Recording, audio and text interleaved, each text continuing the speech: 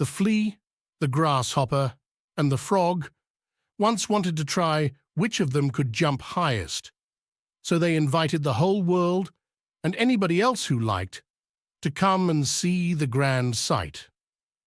3 famous jumpers were they, as was seen by everyone when they met together in the room. "I will give my daughter to him who shall jump highest," said the king. "It would be too bad for you to have the trouble of jumping, and for us to offer you no prize." The flea was the first to introduce himself. He had such polite manners and bowed to the company on every side, for he was of noble blood. Besides, he was accustomed to the society of man, which had been a great advantage to him. Next came the grasshopper. He was not quite so slightly and elegantly formed as the flea. However, he knew perfectly well how to conduct himself, and wore a green uniform, which belonged to him by right of birth. Moreover, he declared himself to have sprung from a very ancient and honorable Egyptian family. "And I can sing so well."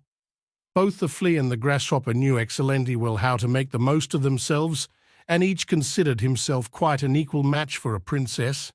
The frog said not a word.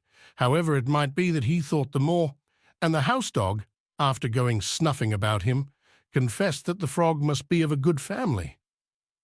"Ah, I say nothing for the present," remarked the old king, "but I observe everything, and form my own private opinion thereupon."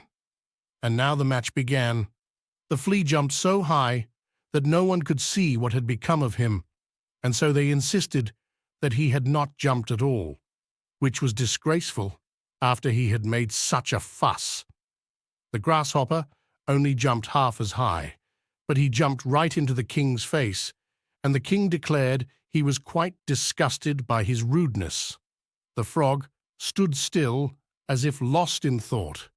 At last, people fancied he did not intend to jump at all. "I'm afraid he is ill," said the dog, and he went snuffing at him again, when lo, all at once he made a little sidelong jump into the lap of the princess, who was sitting on a low stool close by.